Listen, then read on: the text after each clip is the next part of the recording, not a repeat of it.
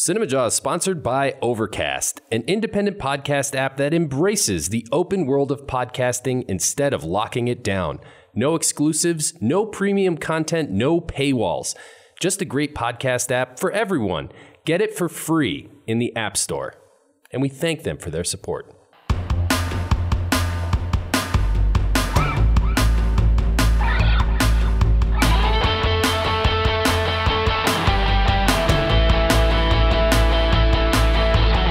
You're listening to Cinemajaw, the greatest movies podcast ever, recorded on location from our respective homes in Chicago. My name is Matt K, and with me is Rye, the movie guy, and sitting inside the fish tank is Fill Me In Phil. Hello. This week on Cinemajaw, Matt, we rush to the front of the line to cover our top 5 favorite first responders in film. This is great. These are the heroes. That are there, Ryan, first to help people in need. Heroes, right? I mean, these are firefighters, EMTs, nurses, cops, etc., so on and so forth. Although I tried to avoid cops on my list because that's almost like a separate category. Understood. I may have one on mine if that's okay with you. Yeah. Okay. Yeah. To help us with such a list, you got to have a great guest. Yeah. John Hammerle's coming back on, friend of the show, fellow critic. He's writer at Hammervision for many, many years. Glad to have him back after just about a year. Can't wait to talk to John. Besides that, we have more going on, don't we, Phil? Yeah, so it's the final week of Angelina Jolie month, so we have our clip, we have our fact, and we're also going to try and get in a little teeny tiny bit of feedback, but that'll come in a little bit later at the jawbacks. Nice. And we have reviews of Those Who Wish Me Dead and The Woman in the Window. Those Who Wish Me Dead ties into first responders. Right. Angelina Jolie as a firefighter in the woods of Montana, I believe. Plus, as we were talking, Matt, we're coming near the end of the pandemic. Don't want to say we're quite there, but we're getting there. At least in our country, things are right. Things are looking up, and it was a good time to talk about first responders because of that reason alone. Yeah, I agree. They have been very critical to getting us here. There is a big movie coming out Memorial Day weekend entitled Cruella. I have actually already seen Cruella, and we're not supposed to review it quite yet, but I will say it's awesome. And in honor of Emma Stone and Emma Thompson starring in the movie, we are going to play Emma movie trivia. Matt versus John. Emma movie trivia. Well, I think Emma lose. That's a pun. And that was a bad pun. Emma lose. Name's not it didn't work. I didn't at all. Get it. Oh man, I got to workshop these before the jaw. Way to get the podcast off on a sour note, Matt. You are good at that. Great puns are my thing, you guys. Phil, can you pick us up with an Angelina Jolie fact? I can. This is actually this is one of the most metal facts, if not superlative, the most metal fact we've ever had. So Angelina Jolie apparently has always been pretty fascinated with the dark and morbid. When she was very, very young, she was fascinated with death and told everyone that she wanted to grow up to be a funeral director. And then during an interview, she was asked about her obsession with death. And she explained that she believes that by thinking about death all the time, she can appreciate her life so much more than most people. That's not all. This is actually pretty cool. In 1996, when she married her hacker co-star Johnny Lee Miller, to the wedding, she wore black leather pants and a white shirt. And then on the back of the shirt, she wrote Johnny Lee Miller's name in her own blood. They asked her why she did this, and her response was, "I wanted to make it special." That's awesome. She was very metal. She was big into that blood thing too. I thought she wore like a necklace with a vial of Billy Bob Thornton's blood for a while. They each did. They each wore each other's blood around their neck in a vial. That is true. Maybe she's a vampire and we don't know it. We got to normalize wearing blood. Why is that not? Do we? Yes. I think it's rad. You know, I like the fact that she's into the morbid and the dark. I do too. Cool. Awesome. Good fact, Phil. Good fact. Let's get this jaw rolling. Without further ado, we bring in our guest, as you mentioned, Matt. John Hammerle writes over at Hammervision for years and years, friend of the show. John, welcome back to Cinemajaw. Guys, Emma, so glad to be here. Here it is. Wow. He comes in with a zinger. Yeah. Totally over the top on me. Well done, sir. How have you been? I've been good. Yeah, it's been busy. Just living life, trying to stay above water, but watching a lot of movies. That's been the salvation in a year of a lot of challenges. So I'm happy that fully vaxxed or back in theaters, and so am I. And we're off to the races. There's a summer movie season. I heard you guys talking last week about what you were looking forward to. And I'm looking forward to all those movies you mentioned. So it's exciting. I was going to ask, John, because I know you're a theater guy, much like myself. Matt, give or take, he's happy when we're getting screening links and he doesn't care as much. But how exciting is it that we're finally going back to the theaters and that there's big movies opening? It's great, isn't it? I love it. I mean, summer movie season is probably what made me a movie buff, growing up. I love blockbusters. I love all movies, but there's a special place for blockbusters in my heart. And I love when studios spend big and give their money to auteurs, and you get the perfect melding of art and commerce, and nothing's better in my mind. So I love it. Yeah. I agree. Man. It's a fun season to be part of, and I'm glad we finally are going to have something in 2021. This is good stuff. Looking back at 2020, since we haven't talked to you since we wrapped up the year, what was your favorite movie of 2020, John? That is a good question. My favorite movie was a streamer, because a lot of movies were streaming last year. And it wasn't nominated for any Oscars, as much as I thought it might get a original screenplay award. But my favorite movie last year was Palm Springs. Nice. That's right. Yeah, you were big on it last time we talked. I agree, man. That definitely was a little underappreciated. Yeah, I think it was a perfect pandemic movie for one, but what it had to say about relationships, and I just thought it was funny, and I've seen it 3 or 4 times now, and it rewards repeat viewings, which is always a good sign, right? Like when you're trying to figure out your favorite of the year. I love Nomadland. I thought it was great, and I'm happy it won. And obviously Palm Springs would never win Best Picture or anything, but between that and I loved Another Round. And Boys State was the other one that I was. Boys State was great. Yeah. Boom, loved it. So those are probably my top 3 of last year. As far as this year goes, is Barb and Star your top movie so far this year, John? Ryan, I tell you what, I don't give too many 5-star movies, maybe 1 or 2 a year. And I've already got 2 5-star movies this year. And one is most certainly Barb and Star Go to Vista Del Mar, which I think is pound for pound an instant classic. And one of the funniest movies of the last decade. It's like one of those movies that comes around, and I don't remember what you guys thought of it, but we were both high on it. Were you high on it? Okay, yeah, for sure. It's kind of like a Zoolander and Anchorman and Austin Powers. Like movies like that come around once or twice a decade, and you got to when they do come, they're so absurdist, and they hit that sweet spot that you got to treasure it. And that's a 5-star movie. It's not going to win any awards, but I laughed my butt off during it. So, well, now you piqued my interest. What's the other 5-star movie so far this year? Well, and I think you guys like this one, The Mitchells versus the Machines. Yes, it's my other 5-star movie, which I just loved. Great one, absolutely. And Lord and Miller, I guess at this point, if their names are attached to an animated movie, I mean, sit up and pay attention. No doubt. And you know what's funny, dude? My sister listens to my podcast, right? She's a movie buff as well. And boy, do we have opposite tastes sometimes, even though we both love big, dumb, bombastic action pictures. So she agrees with me many at the times. That's awesome. No. She's like, she has very specific taste. She doesn't like the art house either. She likes popcorn movies, let's just say. And I thought she would love The Mitchells versus the Machines. I happened to drop off my nephew at her house right as she was finishing up this movie. Like the credits were rolling when I walked in, and she was like, "Why did you tell me to watch this movie?" She was like, "It was okay. It was meh." So I'm happy. Whoa. Right. I didn't get that at all. It's not a meh. Baffled. Jen, if you're listening, Hammervision says you're wrong, and so do I. Wrong.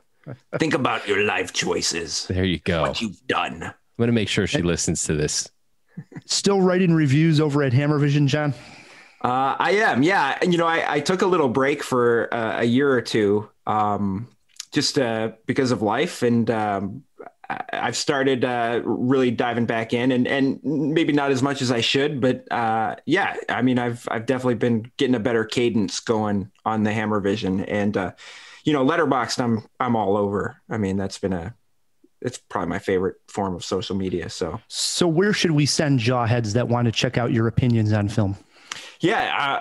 My blog is chicagonow.com/Hammervision and at Letterboxd, I'm at Hammervision. So, and Twitter, same thing, same handle. So come find me and I'll find you and we'll have a party.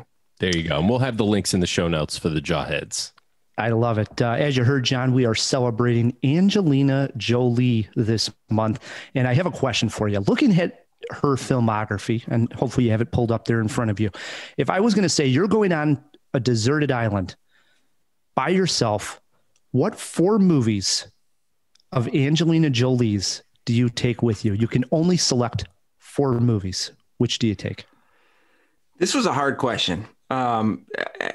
That you posed right now. I got to admit, and maybe I'm in the minority here. I really don't like Angelina Jolie, and I'm not a big fan of a lot of her movies. So when you go through her resume, I really don't need any of these on a desert island. But can I have a Spielberg or you like the Destroy Spielberg remake? yeah, I like that. But the 4, should I just name them? Four? What do you got here? So I got Playing by Heart, because ensemble rom-com, I feel like you can keep playing with on a desert island. Like a lot of layers to explore there. Find your favorite characters, latch onto one. I went with Wanted, which is just over the top comic booky, probably her at her height, post Mr. and Mrs. Smith. Salt, just because it's a solid action movie and one of my, I guess I like that better than most of her movies. And then finally, and she's barely in it, or you don't even associate it with her, but Kung Fu Panda, put that on my desert island. That's a good one. Solid choices for sure. Yeah. Matt, did you pick out 4? I did.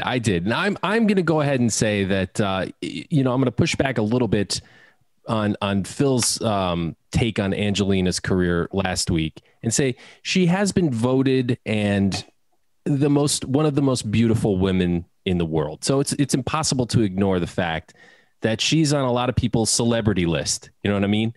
That list you have with your partner, like the celebrity list.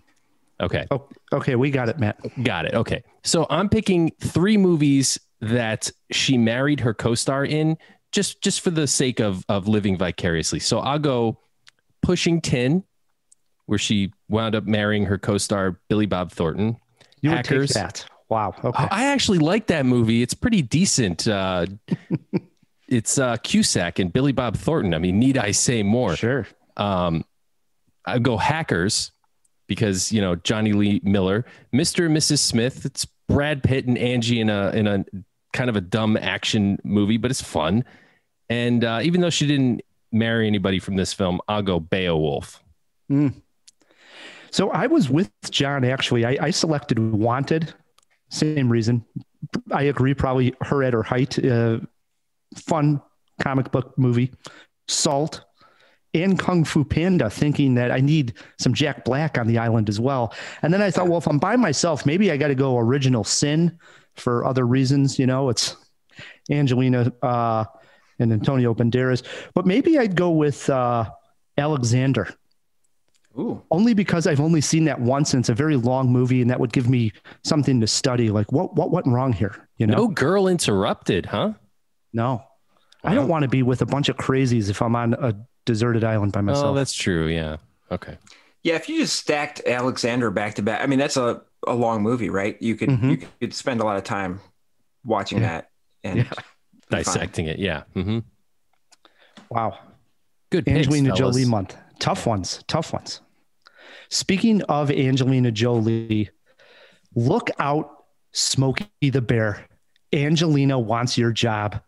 The new film, Those Who Wish Me Dead, sees Angelina Jolie play a smoke jumper in the hills of Montana. The film is directed by Taylor Sheridan and is currently streaming on HBO Max as well as playing in theaters. Matt Kay, John Hammerle, and I have to decide, is this movie worth saving or should we let it burn? Hey, stop! I'm not gonna hurt you. I want to see where the blood's coming from. It's not my blood. You in trouble?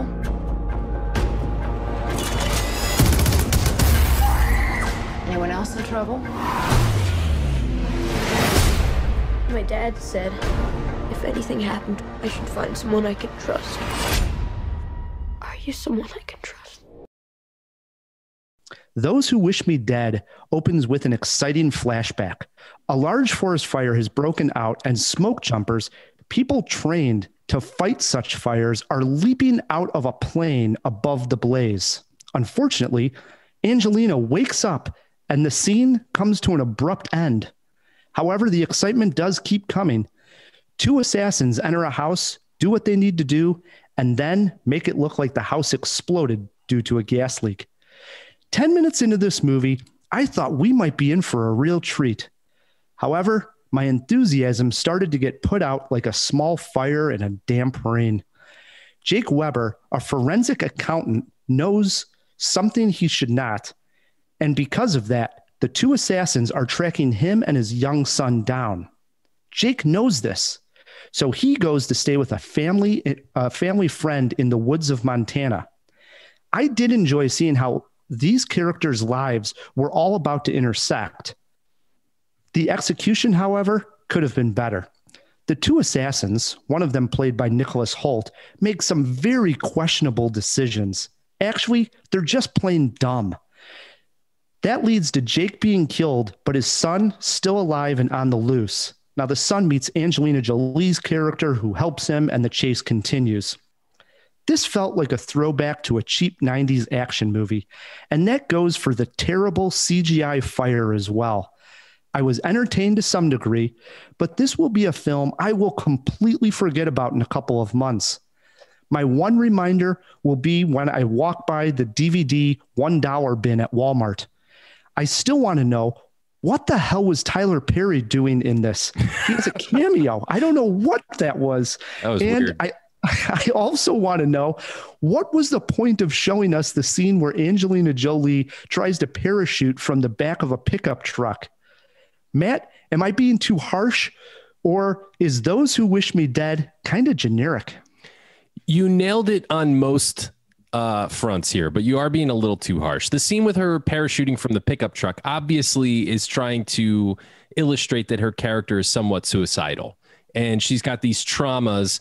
She made a wrong call in a fire and it cost some lives that she literally saw go up in flames in front of her. And this is what she's haunted by in the beginning of the movie. She's having this nightmare. I think you were absolutely right. This is a movie that's going to come and go for most people. It was pretty entertaining, but it's going to end up in the bargain bin. But one shining light in this movie, something at least that I thought was kind of outstanding, was Finn Little, the guy that plays the little kid.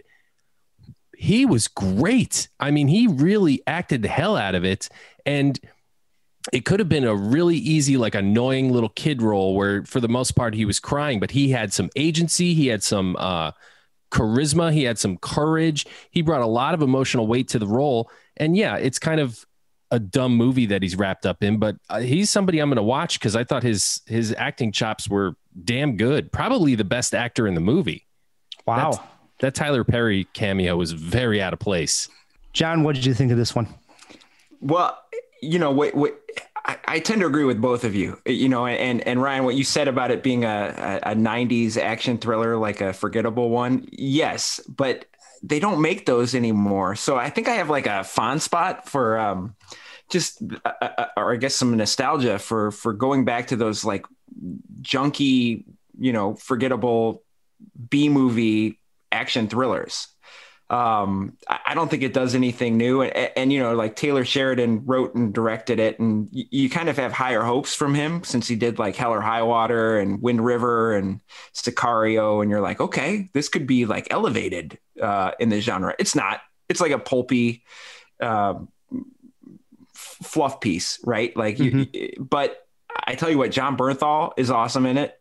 And the story with him and his wife is, he's always awesome. But anytime you're on, go ahead. Oh no, I was just gonna say, anytime he's on screen or his wife is on screen, and you're like, and I'm sorry, I don't remember the name of that actress. She was relatively new to me, but I was like, that's the meat of it right there. That's pretty interesting. And also, like, what do the firefighters do in that movie? Like, right, that is raging the whole time, and then they come by the morning. Well, I won't say it. Never mind. Spoiler. Like a zombie apocalypse. Somehow the morning comes, and things are different. Yeah, it's like they're doing all the work. Then it's like, well, where were you the last 24 hours? Well, I was going to say, I mean, the cool part and why I brought up the beginning of the film with these smoke jumpers jumping out of an airplane above a forest fire was like, oh my God, that is so courageous. And I'd never seen this shot before in a movie. They're literally like jumping out of a plane into a fire. And then that's the last time we see it. It's in like a flashback sequence. I thought for sure this was going to come up again. Nothing. Right. Well, they set it up like you think it's going to be like a firefighter procedural movie, right? Where we're going to see all these jumps and fires, and she's going to like deal with her demons that way, sort of on the job. And then it becomes this chase thing, like an action thriller, totally different from what they set up. So it's almost like two movies shoved into one box. But I do have to also disagree with you, Ryan, on the CGI fire. Not only did I think it was not distracting, I thought at one point I was watching it like, this looks great. And it's actually the kind of movie I would have preferred to see in the theater because the special effects were so good. Like you would almost imagine the heat coming from the screen. It was, I don't know what you're smoking, dude. The heat. That's a good question. Did you guys see it in the theater or HBO Max? Max. HBO Max. How about you? Yeah, same. I think that probably helped it. You know, like if I'd gone to the theater, I don't know if I agree with you, Matt. You know, like if you didn't like the special effects, I didn't. They weren't that notable to me. I guess they were adequate. You know, they got the job done. I disagree with Ryan that they were bad. You know, I thought they were fine. Here's the main problem I had with it. It was at the ending sequence when what I was going to say, if we did overacting award on this podcast, it would go to the CGI fire, because the fire literally at one point starts chasing Angelina Jolie. Like it has a mind of its own. Like it's literally after her. And I don't know, I'm no expert on brush fires, but I'm pretty sure when they go out of control and they start moving like that, it's because obviously everything is dry, but it's also windy out. And that's how the fire starts moving really fast. In the movie, there's literally no wind. It was still, but it was literally chasing her. There was no wind. There was a thunderstorm. What are you, a meteorologist there was no wind. Over there? I watched the scene. I watched it. I'm like, oh my God, it's not even windy. At least make it look like there was like a storm going on. And this thing's chasing her like a snake in the woods. Like the fire's coming right after her. Forget it. All right. Is that lightning trick they did? Is that effective? Is that how you should outrun lightning? Where you're like one person goes and then another person goes and you crash that? I didn't know what that was. I agree. What was that? I don't know. Maybe I learned something, or is that effective? If I tried that in real life and it doesn't work, I'm blaming those who wish me dead. Well, I don't think here's what I noticed about that scene. First of all, you should never run across an open field that is actively getting hit by lightning. But obviously it was life or death in this situation. So maybe that's the right thing to do. Who knows? But as soon as something happens, I don't want to give it away, where one of the characters is in peril, suddenly that danger is gone. Like no one's afraid of the lightning anymore. Did you guys pick up on that? Yeah, it just went away. Yeah. It was like the lightning storm itself just went away. So if it only took that long, Jesus Christ, couldn't they wait? It was like 2 minutes, maybe less. I agree. But back to the assassins. How dumb were they? I hate when I'm watching a movie and people are just making just dumb decision after dumb decision. I mean, when they actually decide how they're going to kill the father, Jake, when they decide that they're going to do this alongside the road, it was already a stupid move. And then they could just go get the kid. I don't know what went on there. It seemed like it was just poor writing in the script. Well, and they act so quickly. You know, if like a bystander comes by, they'll shoot him like without question, like without hesitation. And then like John Bernthal comes in and they pull a cliffhanger where they're like, you got to help us track the kid. And it's and then right. John Bernthal goes off on him. And it's like, why wouldn't they just shoot him? You know, like they don't need him that much. Right. You know, like, I agree. Plus, I mean, these are like ostensibly like black ops, highly trained special forces type guys, right? They're assassins. You're telling me they don't know how to track people through the woods? It's not like John Bernthal was a bloodhound. He was a freaking like small town cop. I agree. Stupid. All right. Since it is Angelina Jolie month, let's focus on her performance in this movie really quick. Matt, what'd you think of Angelina Jolie? Believable here? Or, oh, really? And I was also going to say top tier, middle tier, or bottom tier Angelina Jolie. Where would you put this? Toward the bottom of the middle of the pack. I would say middle tier. Angie was highly serviceable in this role. She does play damaged characters very well, I think. Like when there's psychological trauma that she's going through as a character, I think she brings a lot to a role like that. And I believe her as like the outdoorsy type. You know, yeah, I thought she was fine in this role. John, what about you? Top tier, middle tier, bottom tier, and what'd you think of Jolie? I would go middle tier for sure. And I thought she had good chemistry with the kid. But then like early on when she's at that table with those aviator shades and the luxurious hair and she's with a bunch of gruff Montanans, you're like, you're like, she's fit in. She's too distracted. You know too much about her personal life for one.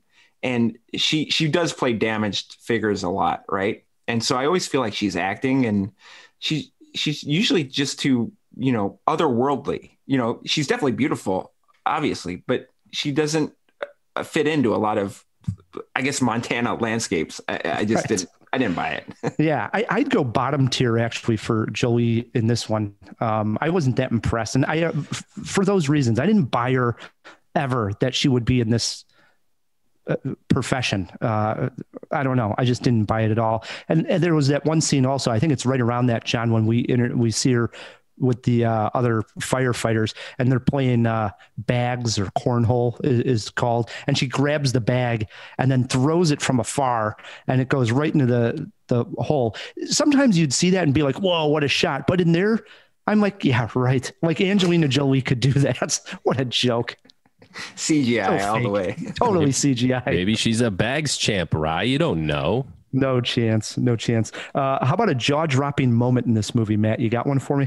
For me, it was the lightning run. I mean, in all honesty, is whether or not that was a stupid thing to do, it was kind of original. I've never seen that in a film before, and I thought it was done kind of cool. It was pretty well done. John, jaw-dropping moment? I'm right there with you, Matt. I have like Sonos speakers at home, and that scene was on fire. Yeah, like the sound was popping there. So that I definitely, no, I know that was. I agree with you. I go with.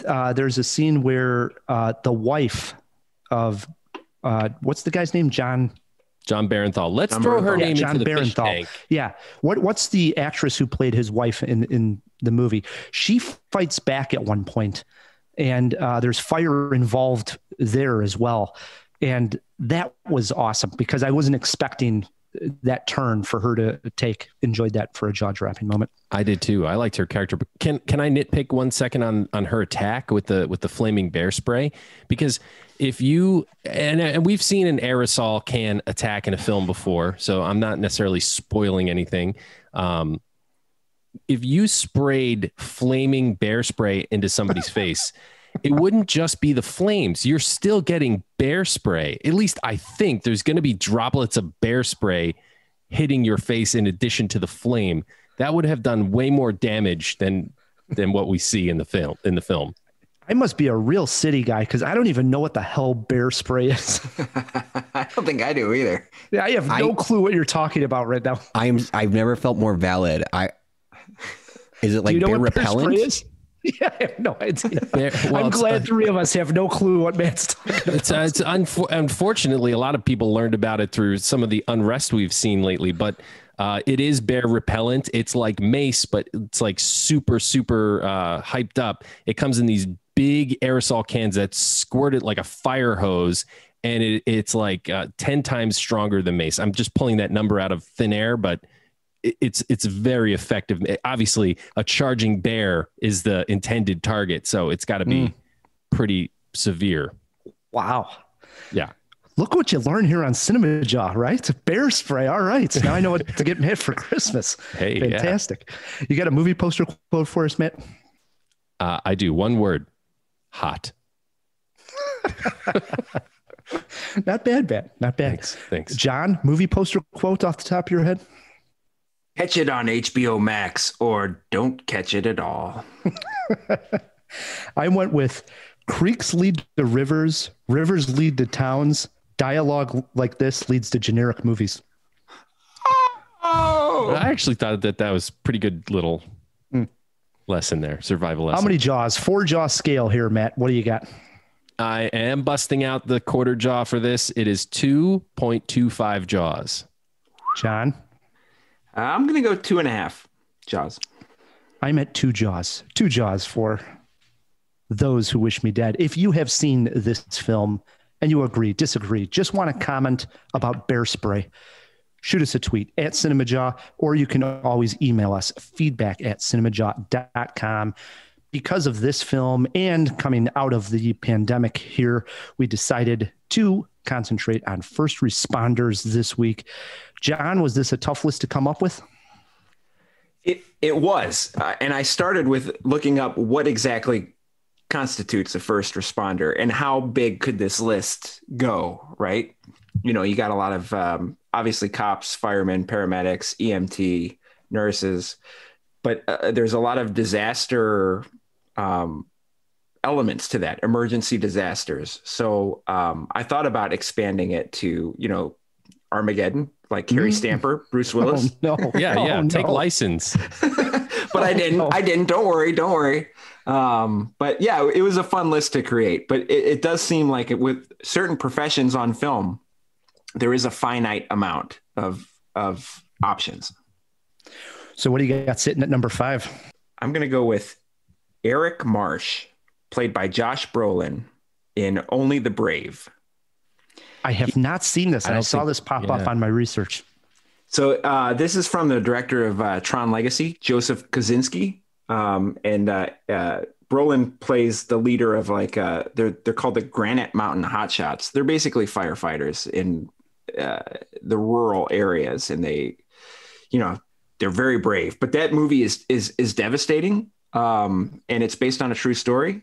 And it plays by so many movie cliche rules, you know, that you think you know where it's going, and then real life intrudes ever so abruptly and crazily. It's just a emotionally powerful movie and one of the best firefighter movies I've seen. So I'm singling out Eric Marsh, Josh Brolin, as the first responder of choice there. Nice. I mean, Brolin's always a treat. I love him. I have not seen this one, though. I got to catch up with it. Yeah, it's definitely worth it. I also had a difficult time coming up with this list. Like you said, I mean, there's just not a lot to choose from unless you want a list of 5 cops. So I took some license and I thought, well, first responders in fiction can be the first responders to things that don't happen in reality. So who would be the first responders to an alien encounter?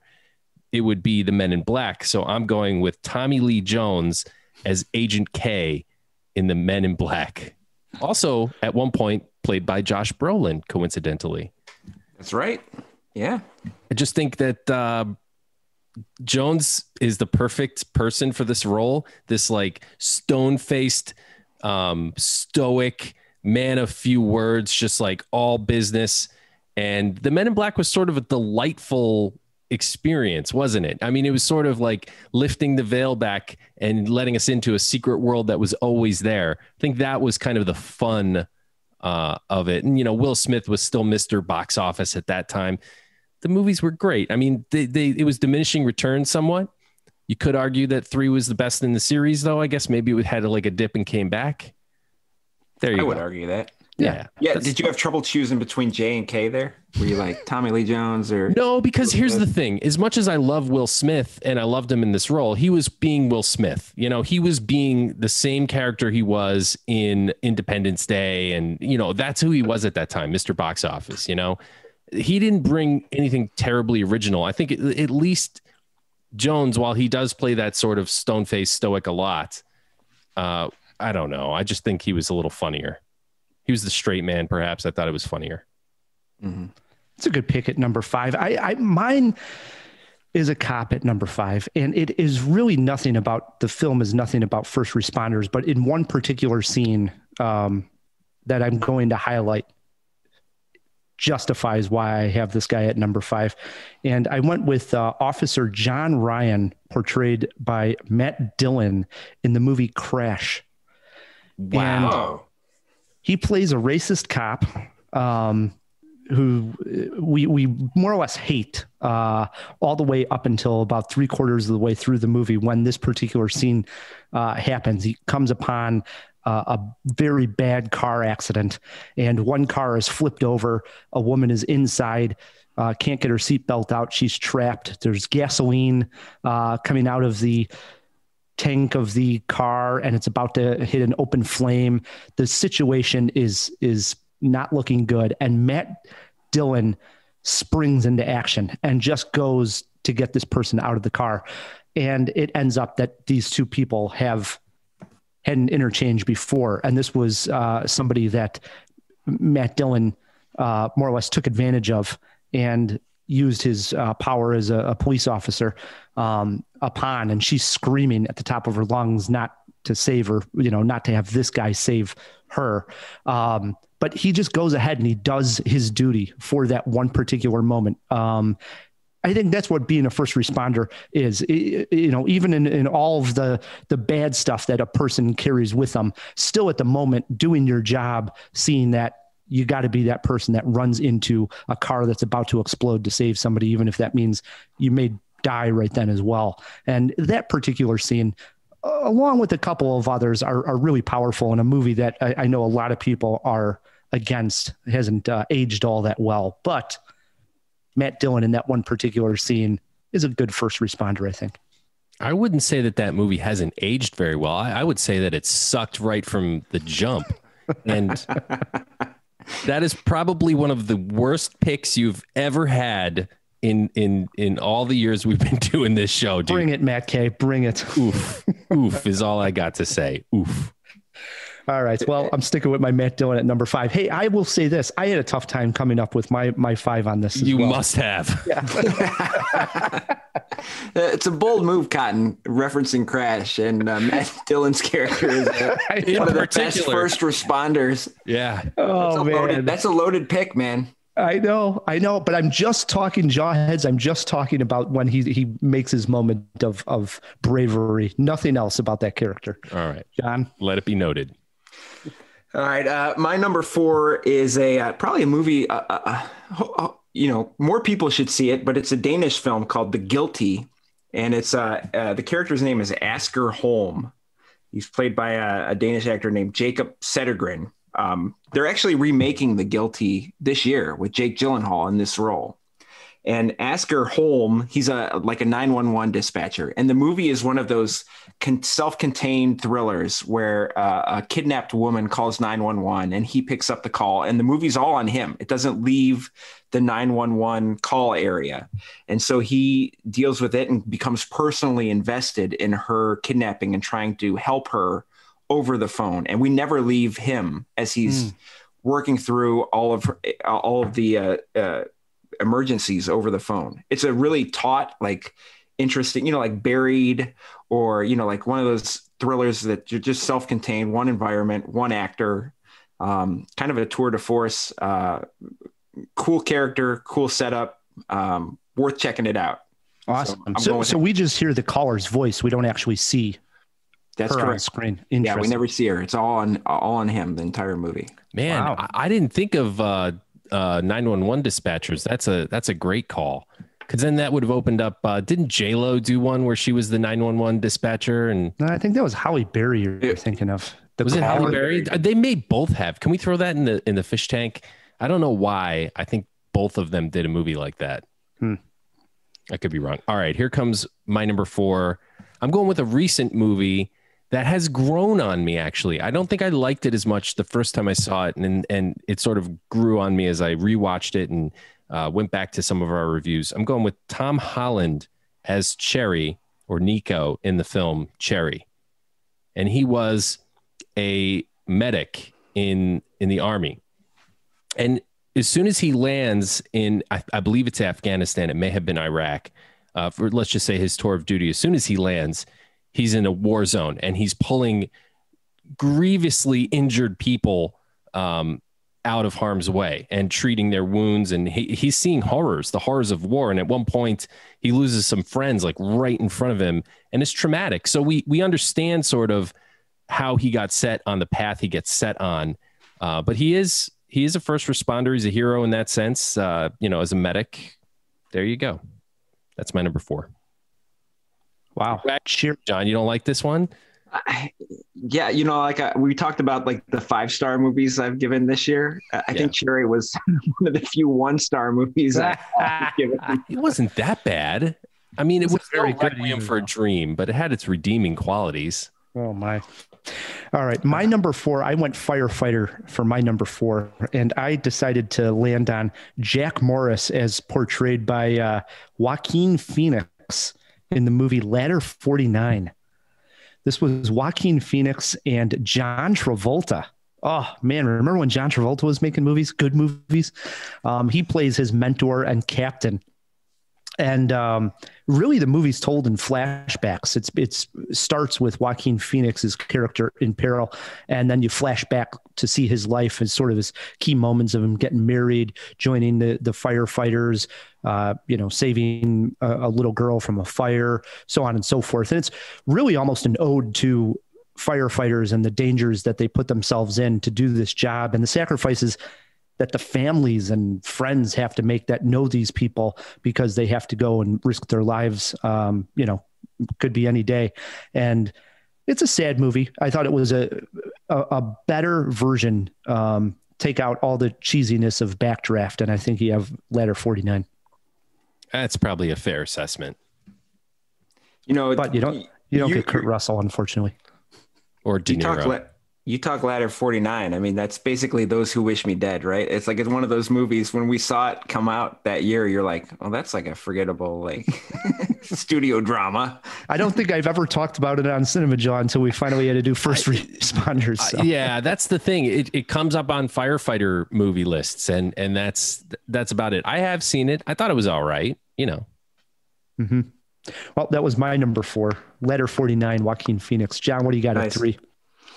At number 3, I've got former EMS chief turned taxi driver Kit Latura, played by Sylvester Stallone in the 1996 movie Daylight. Oh man, this is the one with the tunnel, right? Yeah, the tunnel between New York, New Jersey, and there's like a bomb that goes off, and there's all these civilians in there, and they're stuck, and water's rising, and you got this taxi driver in the wrong place at the right time, saving them. Now that's a 90s movie that, oh man, let's bring those back. Come on. It's no cliffhanger, but yeah, it's definitely a cornerstone in the career of Sly, I guess. What I love about it is that's a movie I completely forgot about until it was just mentioned now. I'm like, right. Yes. The tunnel movie with Sly Stallone. Yeah. Oh, I love it. I almost bought it on Amazon last night. I was like going through the list trying to create it, and I'm like, Daylight. Yeah. Let's bring that back.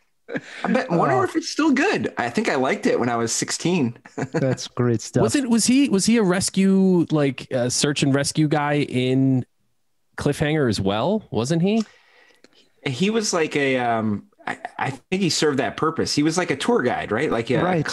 He conducted, he led tours of people who wanted to climb cliffs, climb mountains. He was like a guide. Okay. I think, but they used him to search out people after John Lithgow got involved. Yeah, man, it's been a long time since I've seen Cliffhanger. Maybe time for a revisit there. All right. I also have a fireman at number 3, but not the kind you are thinking about. This is kind of the reverse. Somebody who starts fires. Guy Montog from the books turned movie Farrenheit 451. This has been played a couple times. I have not seen the version with Michael B. Jordan, so I'm going with the original played by Oscar Werner from the 1960 something movie. I forget the year. Can we throw that in the fish tank, Phil? I can't remember the year. Farrenheit 451. What year? I read the book when I was like 12, and then I watched the movie like that same year, like 12, 13. And it's one that, stuck with me along with like Logan's Run and that early like sci-fi wave of the 60s and 70s as a favorite. So I've returned to it many, many times. I love it. He's a fireman. Nice pick, Matt. Nice pick. 451. I like it. My number 3, I went with nurses for my first responder.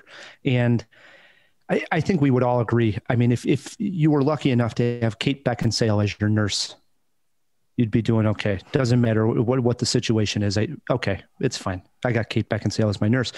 She was a nurse in the crap movie Pearl Harbor, but we're talking about first responders here. And if you want to talk about the best scene in Pearl Harbor is when Pearl Harbor, the attack actually happens and all hell's breaking loose on the base, and the nurses are running around trying to help all the wounded soldiers, save as many lives as they possibly can. At one point, Kate Beckinsale gets her lipstick out and starts marking these soldiers. I watched this scene again today. She starts marking the soldiers on their foreheads with the lipstick just to say like, hey, we could save this guy. This one's in critical. She's putting C's on the head for critical.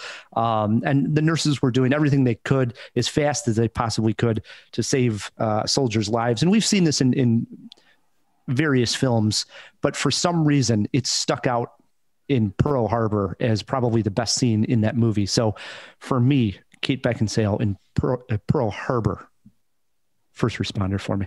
My number 3. You got Crash and Pearl Harbor on one list. Do you believe it, Matt? Jeez. Wow. Oh, wait till you hear my honorable mentions. Oh my. I'm scared. I'm ready. All right, into our 2s. What do we got, John? All right, number 2, I got Frank Sullivan, played by Dennis Quaid, another firefighter in the movie from 2000 called Frequency. Yeah. Frank Sullivan is, you don't see him fighting fires too much, but he definitely dies in one. This is not a spoiler alert. And then he, through 30 years later, his son, played by Jim Caviezel, finds a radio frequency where he can talk to his father before he died and prevent his death. But by doing so, there's a butterfly effect, right? Where then Jim Caviezel's mom dies. And so then there's a murder investigation. So anytime you got a firefighter surviving death through a radio frequency connection with his son 30 years later to solve his wife's murder, that's a first responder and a half to me. I don't know. Yeah. First responder, across the veil of the universe there. It's great. Yeah. That's a double threat. You just describing that movie reminds me of what a crazy premise that was, but somehow it worked.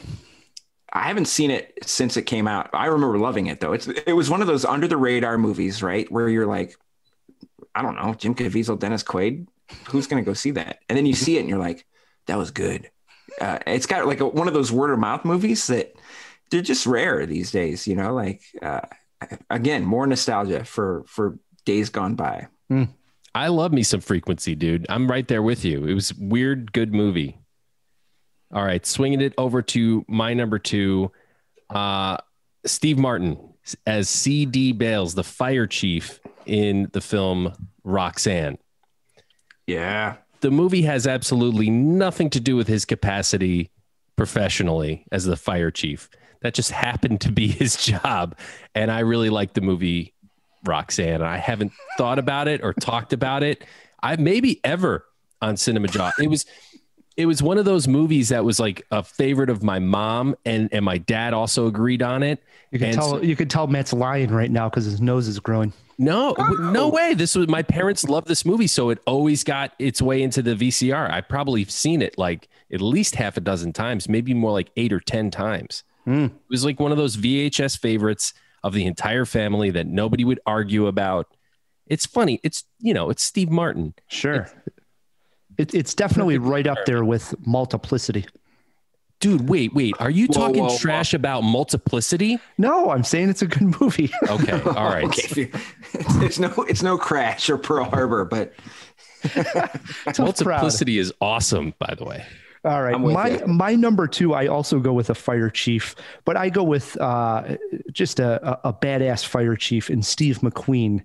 And he only played a fire chief in one film, and that was The Towering Inferno. Nice. Yeah. You've picked it up, Ryan. Well done. Yes. And what's great too is he has to work with the architect of the high rise that is on fire. And who plays the architect? Paul Newman. So you get Steve McQueen, telling you, Paul Newman working together in The Towering Inferno. All-star cast. We were just talking about this in our Oscar special. And I took crap for it. Yeah. Well, it was probably the worst of those films in '74, but it was still worth a watch. I mean, it's a disaster film and one of the first kind of 70s disaster films, maybe the best of them all. I remember watching this and it just scared the hell out of me to go into a tall building. So it worked to some degree. No doubt. Towering Inferno. I like my number 2. I got Matt's blessing. That's all I needed. Definitely a step up, man. Well done. John, this is our number 1. What do you got sitting there? All right. I hope I'm not stealing anybody's. This was my number 1. This is the first name I came up with. My whole list has been leading to this dude. LAPD, Jack Traven from the movie Speed. Yes. This is the guy This is a who great responds to anything.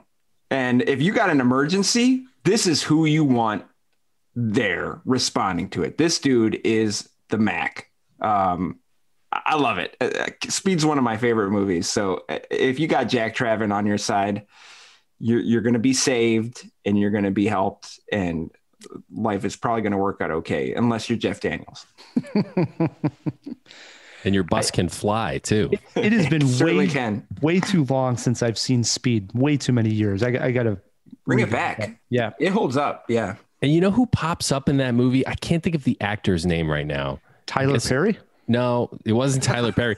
It's Cameron Fry from Ferris Bueller. He's one of the. He's on the bus. In the bus, yeah. Do you know his name, John? Alan Ruck. Yep. Thank you. Yeah. Thank you. He'll keep calling me. Right. What happened to that guy? He nailed it in that movie, and then he was in that Showtime show. Right? He's on Succession. Succession. Yeah, he's great. Yeah, he's back. He's back. He's had a pretty good career. I mean, all things considered. Yeah, I trust you guys, but of course, I know him best from Ferris Bueller. Yeah, but we all thought his career was done once he ruined his dad's car. Yeah, he made it through it. All right, at number 1, I have one of my favorite first responders. Like if you have a high rise, especially if it's called the Nakatomi Plaza, and it comes under sudden terrorist attack by Hans Gruber, the only person you want responding is Bruce Willis as John McClane in the film Die Hard. Die Hard follows up Speed on our list of first responders. Hey, man, if you could tell me that there's a cooler cop, maybe there is, but there was a time when this movie was absolutely my favorite movie of all time. I still spin it like every other Christmas. I'll watch Die Hard just for fun. It's a classic, and in doing no small part to Bruce Willis, definitely his crowning achievement. I completely agree. I love it. First off, it's brilliant.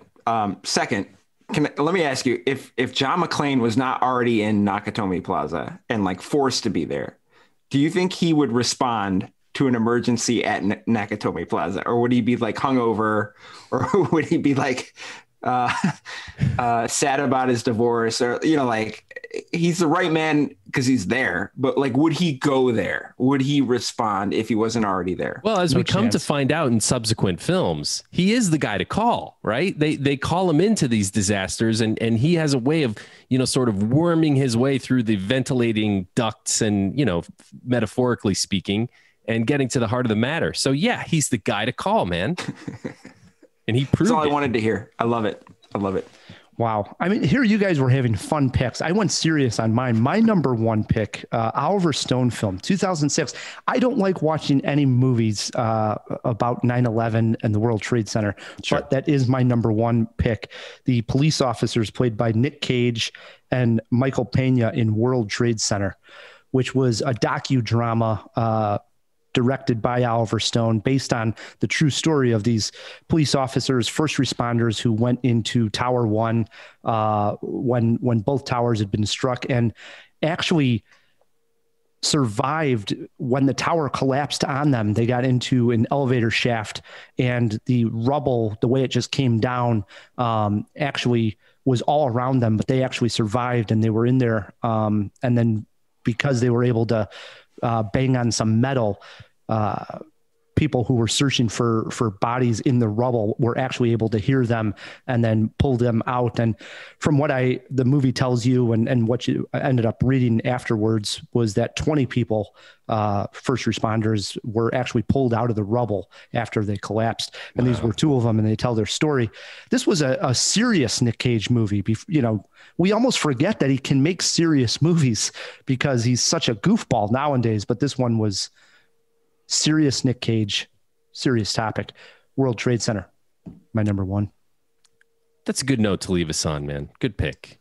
Honorable mentions. As I mentioned, Matt, if I had Crash and Pearl Harbor on my list.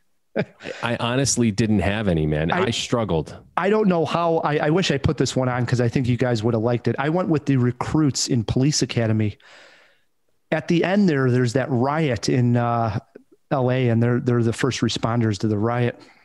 I mean, RoboCop. There you go. I mean, if we did a cop list, I could go all day. Another Nick Cage when he plays the paramedic in Bringing Out the Dead.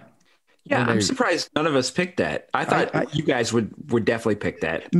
Matt told me about it, and I've watched it only probably a year or two ago because of that. So I figured, well, Matt's going to talk about it, but he didn't have it on his list. No, I had five better. And nobody picked anybody from Backdraft. I was like, Bring Out the Dead and Backdraft are going to be all over this list, but nobody had it. No. Jawheads, if we missed your favorite first responder and you have Twitter pulled up, shoot us a tweet at Cinemajaw, or you can email us feedback@cinemajaw.com.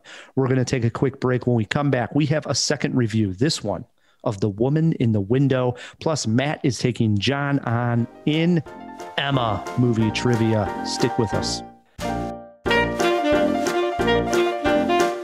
One thing we can say with conviction is that Angelina Jolie has some amazing action films under her belt. One of her best is the 2008 film Wanted. It is about assassins, curving bullets, and it was shot in our hometown of Chicago. Jolie has an amazing car chase sequence that sees her laying on the hood of a car while shooting a gun. In this clip, she starts to inform James McAvoy of his true destiny. In a supermarket, of course. I'm sorry? You apologize too much. Sorry about that.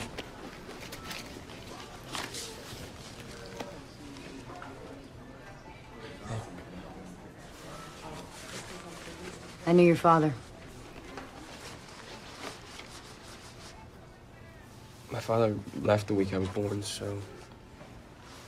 Your father died yesterday on the rooftop of the Metropolitan Building. Sorry.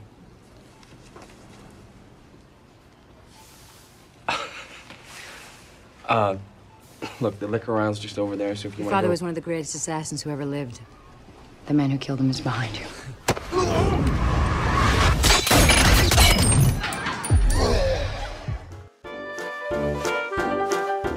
Jawheads, I want you to do me a favor. Pull your phone out of your pocket and go to your YouTube app. Search for the Cinemajaw channel and hit subscribe. Really, please do it right now. This will do two things. One, it helps us reach more people. We want to spread the good word about film, and you clicking subscribe really helps us do that. And 2, it costs you nothing. That's right. Subscribing to Cinemajaw on YouTube is fun and it's free. Think of it as a donation that doesn't even cost you anything. Even if you just listen to the podcast and never really watch the videos, you subscribing on YouTube helps us make the podcast better too. But please check out a few videos while you're there. We think they're pretty good. So right now, while you're listening, before you forget, take your phone out. It shouldn't even interrupt the show. And go to YouTube, search Cinemajaw, and hit subscribe. And thank you so much.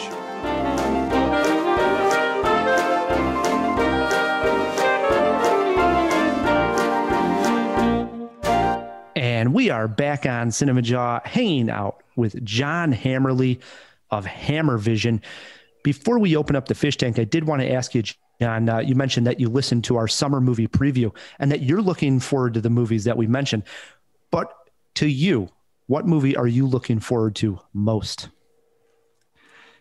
So I think the movie I've been looking forward to most for like a year now is In the Heights. Ever since I saw that preview, I was sold. And as a huge fan of Hamilton, I'm in. It just looks like the perfect tonic for this summer. Everybody gets back to a theater, has some fun. That's probably the smart answer I should give. The dumb answer I would say is we do franchise Fridays in our house and tackle different franchises with the kids. So we've been doing Fast and Furious. So there's a little part of me that is I've just been going through every Fast and Furious movie. So F9, as I believe it's called, the term is F9. I got to say, I want to see that in the theater so bad. So those two are probably my most anticipated. So you'll be bringing the whole family to F9? We have a 10-year-old who probably won't be vaccinated yet. So I was actually thinking about renting a private theater for that and inviting some friends. I think that would be worth it for that one. Totally worth fun. It. Good stuff. Again, for the jawheads that want to check out your reviews and opinions on movies, where should we send them, John? chicagonow.com/hammervision or on Letterboxd and Twitter @hammervision. Come find me. Do it, everybody. Matt, before we get to our second review and play some trivia, we threw a few items into the fish tank. Let's open her up. Wait a moment! It's fish! Isn't it? DC! Wake up! Wake up! No, Pat, it's a giant glass bowl. Hey, get some fish folk. Who's coming with me besides Flipper? Here. That's a Sicilian message. It means Luca Brasi sleeps with the fishes. You're going to need a bigger boat. Thank you guys so much. I do have to say, Matt and Ryan and John, for that. I'm a little offended that a little somebody wasn't in their top 5 first responders. Some of the jawheads may know this, probably not. But technically, my very first job was as a first responder. I was trained, and I've forgotten it all, but I was a lifeguard. And I had two little. One was for CPR, and then one was for child CPR. Little tickets, somewhat medically trained. Don't count on me though. I don't remember any. If I had remembered, you would have been on my list, buddy. He wouldn't have made mine. He wouldn't have made mine. The guy from Crash was. I guarantee you, I was less destructive than him. I'm not going to live this one down. No. We got a couple of stuff thrown in here this week. Our first one, who played John Barenthal's wife in Those Who Wish Me Dead? That was, I apologize. I don't think this is right. I'm going to read this like a Japanese guy, and I'm sorry, unless it is this way. But it's Medina Sanghare.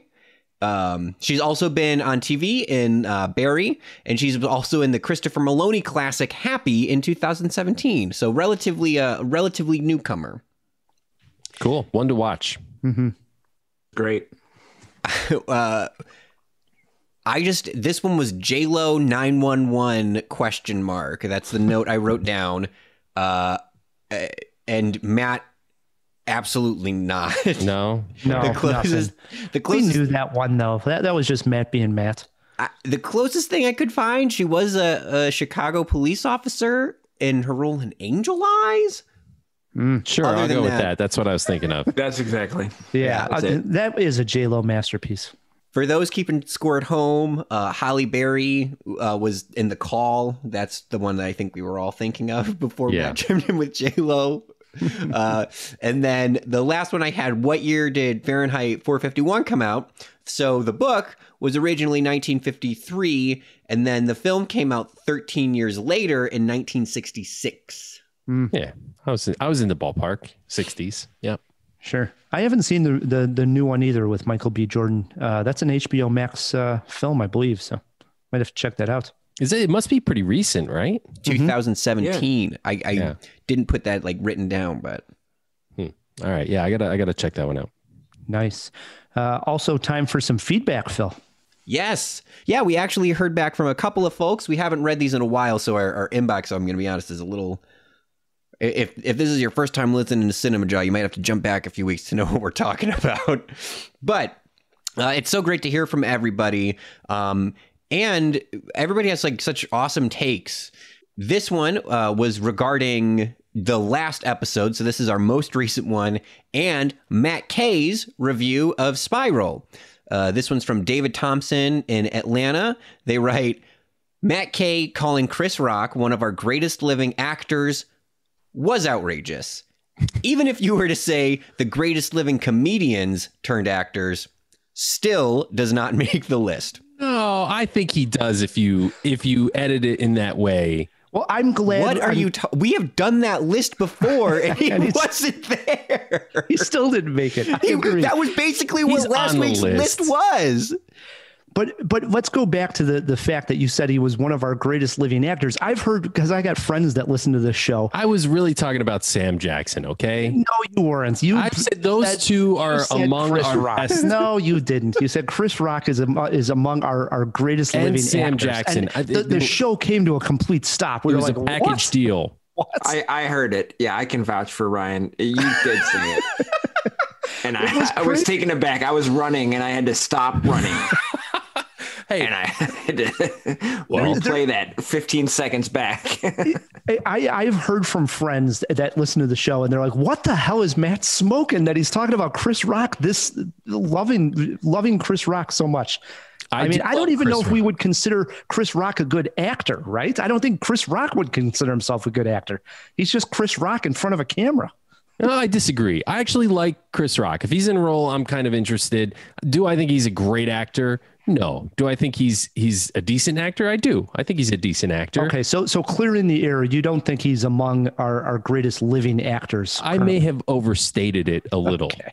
All right. But when we're talking comedic actors or comedians turned actors specifically, yeah, he's definitely in the conversation for sure.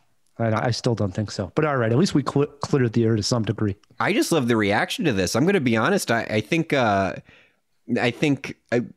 we have a replacement for who's the guy with glasses? Oh my God, from Rick Ghostbusters. Moranis? Yeah, we have a replacement for the Rick Moranis meme on the channel.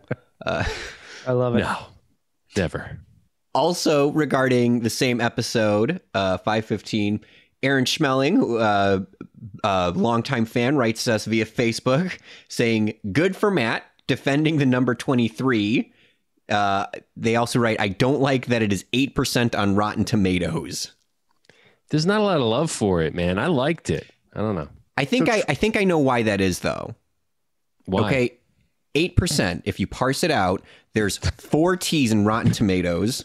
I love it. True story. That's amazing, Phil. I actually started the movie last night. I had not seen it. I'm about halfway through. The eyes did get heavy. I put this on rather late on Tubi, as Phil said it was streaming. To be absolutely honest, I'm somewhat enjoying it. It's all right. I think maybe because my expectations were so low, but I'll probably finish it up after we get done recording tonight. So it's the darkest Jim Carrey ever goes in his career so far.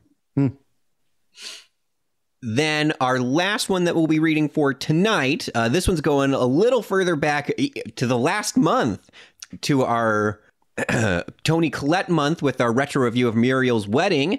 Alex Stahersky, another longtime Jawhead, they write in, there's a big ABBA movie that beat Muriel's Wedding to the theater by 1 whole month, also Australian, starring Guy Pearce and Bill Hunter. And that film is The Adventures of Priscilla, Queen of the Desert. Never heard of something more Australian, but I'm here for it. John, you're nodding a big yes. You know this one? Yeah, Hugo Weaving and Guy Pearce, and I've seen it a long time ago, but it's very campy and it's like a cult classic. It is. It's a absolute cult classic. I've seen it too. So you know it also, Matt? Yeah. Oh, I have not seen this one. I read this comment by Alex and I was like, oh, cool. I wrote it down in my journal, but I didn't know you guys knew it as well. Yep. It's a good one. You got to watch it, Rye. We do have a little more from Alex. They go on to say, I also have a good movie for you that starts as a comedy, but then shifts to horror. I know that was a challenge we put out to the Jawheads in that episode. So it starts as comedy, goes to horror, and it's Behind the Mask, The Rise of Leslie Vernon. Yes, I love that movie. Love it. Great pick there. Nice pick, Alex. Was that all the feedback you got there, Phil? That's all I have, but I think we have a little bit more in here. This is something we forgot to mention around May the 4th. Our longtime fan and friend who we've met from New Zealand, Darren Mordecai, was recently featured in Driven magazine for his Dodge Challenger that is painted to look like R2-D2. In fact, his entire Star Wars collection is featured in this article, which may be the largest in New Zealand. Maybe, according to this article. Well, we've seen it, and I commented when we highlighted Darren as one of our Patreons, how impressed I was with the pictures he's shown us. So when I read this article, I was like, totally, he needs to get this kind of recognition. It's an amazing Star Wars collection. It really is. I will put the link to this article at the bottom of the show notes for the Jawheads. If they're interested, you can check out Darren's Dodge Challenger. That alone is pretty cool. That's awesome. Isn't he in an X-Wing outfit as well as he's driving it? Of course. That's great. That's sweet. Good stuff. Before we close the Jaw box, Matt came up with a great idea for our Patreons, and that was this idea of doing some retro reviews in a series of 80s action movies. Yeah. So a few months back, maybe about a year ago, we did this bad superhero series on Patreon, and it was incredibly well received. In fact, it's like among the best listened to stuff we've done as bonus material on Patreon. So we're doing it again. This time we are going with 80s action movies, and we're kicking it off with Mad Max 2. That will be on our Patreon channel at the same time this episode drops. And if you're not already a member on Patreon, you can join any level, get you access to these bonus episodes. So check it out, Jawheads. Absolutely. That was everything, Phil? That's all we got. All right, let's close that fish tank. You bet. The Woman in the Window, Ryan. Amy Adams, Julianne Moore, Gary Oldman, Anthony Mackie, and others team with director Joe Wright, who most recently gave us Best Picture nominated Darkest Hour, and screenwriter Tracy Letts to adapt the hit novel from controversial author A.J. Finn, The Woman in the Window. This looks fantastic on paper, but can Netflix and this all-star team deliver a solid psychological thriller, or is this a mystery not worth solving? Rye, John, and I poured a big glass of wine, locked our doors, and found out.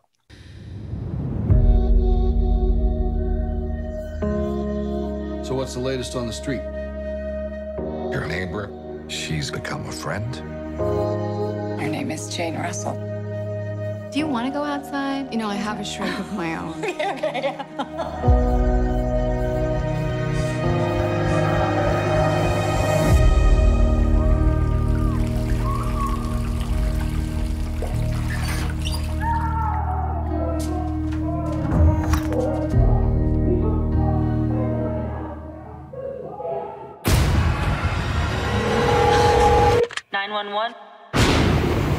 My neighbor Jane, she's been stabbed.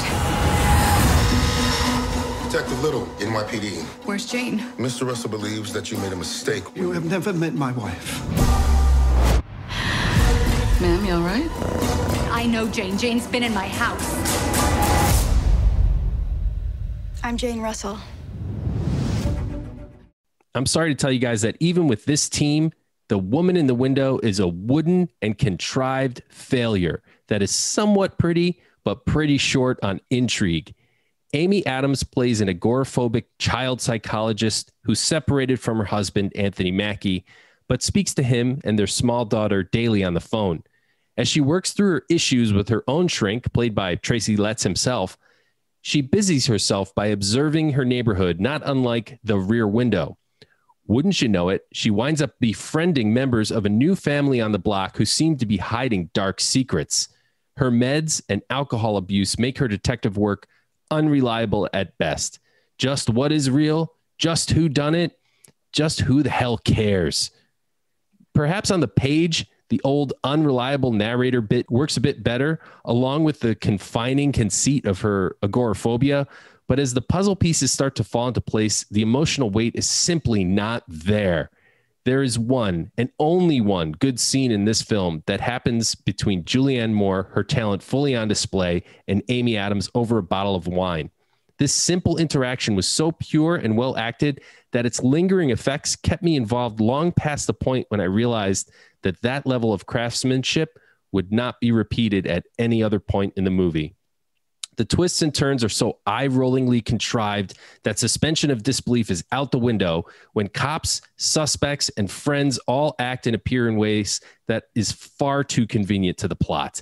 The ultimate payoff is hollow and unsatisfying, and when we get an action sequence, rather than feeling thrilled, I was like, oh, we're doing this now. Okay, then. The cast, utterly wasted. Amy Adams has none of her charm. Mackie is relegated to flashbacks.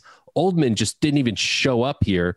The dialogue is artificial. I never felt any connection or desire to untangle what was real and what wasn't. As I said earlier, who cares? This is an epic disappointment given its pedigree. Yeah, with this much talent involved, it's hard not to say that this was a disappointment. I like Joe Wright so much. Atonement, Hannah, Pride and Prejudice, very talented cast, like you said, Matt, led by Amy Adams. And I didn't hate it as much as I think you did, and a lot of critics and fans out there on Twitter are just trashing it. But I was let down. And what's up with Amy Adams? She was old reliable. It seemed like everything she was in was good for so long. She had a great streak going. And now back-to-back Netflix duds. This and Hillbilly Elegy. I got to say Hillbilly Elegy again. I'm just pissed. I got to repeat it. Hate both these movies. There are small positives to point out. I actually like Gary Oldman in this film. I didn't think he was completely wasted. He was okay. It featured some interesting cinematography. You did touch on that. It looked pretty cool at points. Yeah. And I did like the score by Danny Elfman, but those do not add up enough to give me reason to recommend. John, where do you sit on this? I'm more on Matt's camp. This movie, I love that you used pedigree. There's a ton of pedigree here, but this movie is trash.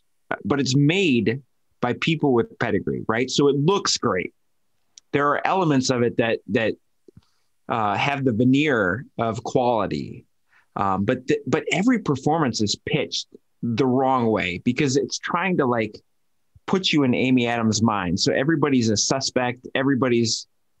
You can't trust them, and nobody's believable. Even that Julianne Moore scene, which is pretty good. Like this movie, I'm trying to wrap my head around it, right? This movie approaches the so bad it's good level. Like there's definitely some entertainment value to it, but it never hits that it's so good level. It's just bad. And clearly Joe Wright watched a lot of Hitchcock, right? Like he was excited about Rear Window and like doing his spin on it. But I think, you read the backstory on this, like he got replaced and Tony Gilroy came in and did reshoots and they couldn't fix it. Like it was just a dud on paper. It was like a Gone Girl on the train wannabe that just never didn't have the source material to do it. And even Tracy Letts couldn't elevate it. So there's some entertainment value though. Ryan, I agree with you there.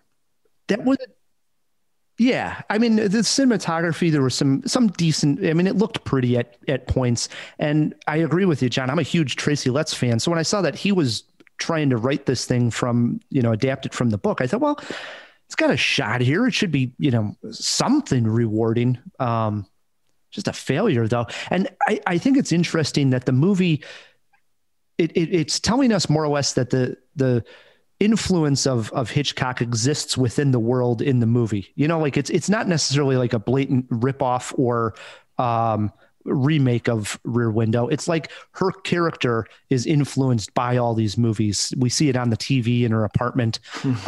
Boo. But what I was going to say, it didn't latch onto that enough. I don't know. It just sort of sat there in limbo. Like it's somewhat of a ripoff, and or was it just her character being influenced by these movies and these stories? But it didn't do that enough. So it just sat there in sort of limbo, which was worse, I think, either attached to one or the other. I 100% agree. There are like some hooks here to make a good movie. Like if 100% agree, if they had explored her unreliable psychology and the influence of film, and maybe, you know, threw in that she like watched Hitchcock, and then that would have been good. But the fact that she's agoraphobic and all the suspects come into her house with the police, I'm like, what the hell is going on here? And how could you say, Ryan, that Gary Oldman was good in this movie? Gary Oldman's barely in the movie, and when he is, he's just yelling. I love when Gary Oldman yells. That's why I think he's good. All right. I'm a fan. That explains Gary it. Oldman yelling, that gets a star. And I didn't even know Danny Elfman did the soundtrack. That's just like one more piece of this terrible puzzle. It just, terrible, man. I think it was a total piece of crap. Wow. Jaw-dropping moment, Matt. Did you write one down? Yeah, the jaw-dropping moment of the film is the accident. And that's all I want to say without spoiling anything. That is probably where you're thinking of cinematography with some swirling snow and stuff like 100%, 100%. Yeah. That was pretty cool. It was. And it's actually my jaw-dropping moment as well. And the swirling snow, the first time we see that swirling shot, we don't realize that it's snow. I thought it was cocaine or something. Like she was doing drugs. You don't know what it is. And the very first time you see it actually is the way the film opens. It's doing the credits, and then you see that swirl shot and it goes into her eyeball. And I thought it was just an interesting way to start the movie. I didn't know that was going to actually be something that we would see reoccur. And we do see it like 2-3 times. And then it actually is part of like the reveal of something. That was definitely probably the best element of this movie. The only thing that might have worked. John, any jaw-dropping moment that we missed here? No, I think you got it. That was it. Yeah. Movie poster quote, Matt? An all-star whodunit that will have you asking, who gives a shit? Wow. I went with go outside instead. That's also good. Also good. I would go with what if Rear Window sucked? Now we know the answer. John wins this one. I love it. How many jaws, Matt K?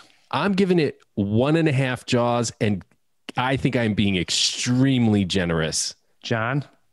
1.5. Oh, I'm 2 jaws. 2 jaws What? for this one. You've got to be kidding me. Said I didn't hate it as much. You gave Those Who Wish Me Dead 2 jaws. This movie makes Those Who Wish Me Dead look like Rear Window. I mean, this is a total crapper, Ryan. Jesus. Wow. If you have seen The Woman in the Window and you agree, disagree, just want to comment on this review, shoot us a tweet at Cinemajaw or an email, feedback@cinemajaw.com. All right, Matt, let's end this podcast on a high note. Let's play some movie trivia. As I said, we are excited here for Cruella. It stars Emma Stone and Emma Thompson. So we are playing Emma movie trivia. Cruella is great, by the way.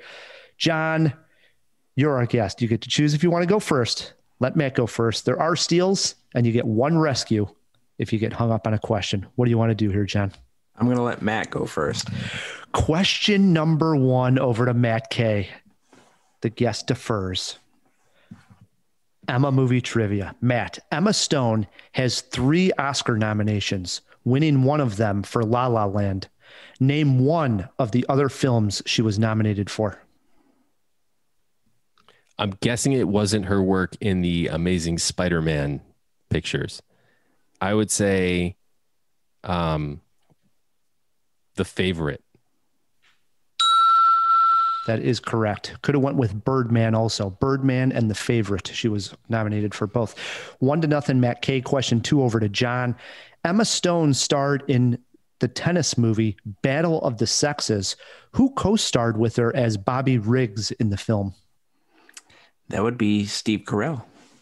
That is correct. 1-1. Question 3 over to Matt K. Matt, who played Emma, the title character of the Jane Austen movie, in the 1996 adaptation? 1996, who played Emma? Yeah, I wasn't watching Jane Austen movies in 1996. I don't think you were watching Jane Austen movies ever. I've come around, Ryan. Oh yeah, Jane Austen and the Zombies. That's right. Yeah, I mean that really did it for me. I don't know. I'm gonna take a wild guess. Uma Thurman. Ooh, that's not a bad guess actually, but it is incorrect. John got a chance for a steal and to take the lead. I have seen this movie, and I would never have wanted to watch it when I was the age it came out in '96. It's Ms. Goop. It's Gwyneth Paltrow. That is correct. Yes. 2-1, John. Question 4 back over to John. Who played Emma, the title character of Jane Austen movie, in the 2020 adaptation? I did see this one. This was Anya Taylor-Joy. Wow. Matt, what have you got that one either? No. Big swing of events here. It is now 3-1, John, and question 5 is over to Matt K. Matt, which actress starred in The Bling Ring, The Circle, and Noah? The Circle was Tom Hanks and Emma Watson. Wow, he pulls it out. Nice. Nice one there, Matt. 3-2. Question 6 jumps back over to John. In 2015, Emma Stone starred with Bradley Cooper in what movie? Oh, yes. This movie's terrible. Given that it comes from Cameron Crowe. This is Aloha. Yes, it is Aloha. Wow. 4-2, John. 2 questions left here, Matt. Question 7 is over to you. Emma Thompson starred with your buddy, Chris Hemsworth, and Tessa Thompson in this 2019 movie. Name it. Was that? You do have a rescue if you need it. Chris Hemsworth. Thor. In 2019. Emma Thompson and Tessa Thompson. Huh. Yeah. Let me go ahead and rescue me, Ryan. Oh, rescue me, Ryan, on question 7. And your clue is your number 5 pick tonight. Really? I'm not cheating. I'm pulling up my notes to see. Oh, that's even that's cheating. It was my list. Okay, Men in Black. We need a further answer. I can't accept just Men in Black. Is that your answer? What's the question? Was it a movie title? Yes. Emma Thompson starred with Chris Hemsworth and Tessa Thompson in this 2019 movie. Okay. All right. I need a full title here. It's a sequel here. It was Men in Black. Oh, man. What did they call this piece of crap? Is that your answer? A piece of crap. Yeah, that's for sure. Men in Black. Piece of crap. Resurrection. I don't know. That is incorrect. They tried to resurrect it. I mean, that makes sense. The funny thing is it wasn't dead. They killed it. John, what do you got here? I'm so glad you gave that clue. International. I totally blanked on this movie. It's Men in Black International. Yes, it is. Yeah. See, I came up with it there at the last second. Yeah, it doesn't matter. It's too late. John has won this one. It is 5-2 at this point. Last question is over to John. Emma Thompson has made one film with the great Will Ferrell. Name it. Yes, this is one of Will Ferrell's like more dramatic roles, right? Like Stranger Than Fiction. Wow, John is rolling. I would have got that one. Yeah, but he slaughters you, Matt. It doesn't matter. He slaughtered you 6-2. How do you I feel, wouldn't have Matt? got that. Men in Black International was tough, man. That movie just escapes the mind. Dude, I'm trying to remember if I've seen it, and yeah, I've seen it. That's how I blocked it out. Could I get a virtual handshake here? Yeah, virtual fist bump. Well done, sir. Good job. Yep. Emma Thompson or Emma Stone? That's the jawbreaker. John. Emma Thompson or Emma Stone? I think I got to go Emma Thompson for longevity. Oh, incorrect. Yeah. Tough crowd. I was going to say, that's a trick tough question, one, right? It's actually Emma Watson. Hermione Granger. Yeah. The real jawbreaker is this: age of Emma Stone closest to. Matt, you got a guess on Emma Stone? She's a young woman. I would say certainly under 40. Is she under 30 is the question. I'll say 34. Lock him in at 34. John, you got a guess? I'm going to say 31. Give that one to John. 32. Yeah. 32. Yeah. She's young. Yeah. Wow. Brings us to the end of a great jaw. I'm so glad John won the trivia. I was thinking, like, have I ever beaten you, John? No, never. I don't know. Go, you could say it, John. Maybe early on. I don't know. No, never. We checked the records. Times. Never. No, never. Okay. I'm just going to run with that. We'll have to listen back. Well, we've got to thank our guest. Thanks for coming back on, John. Always a blast. Always a blast. Yeah, thanks for having me. Love your podcast. You guys do great work. We also got to thank our editor, our producer, Phil Me In Phil. Oh, of course. It wouldn't be anywhere else. Matt, we also got to thank the sponsors. Yes, thanks to Overcast and to the Chicago Podcast Co-op, who help us get great sponsors like them. If you want to support Cinemajaw, the easiest way to do so is by leaving us a review wherever you're listening to this podcast. And please click subscribe. We say it every week, but I mean it especially now. Click subscribe. It helps us out a lot. Absolutely. Until next week, I'm Ryan, the movie guy. I'm Matt Kay. And keep on jawing about the movies.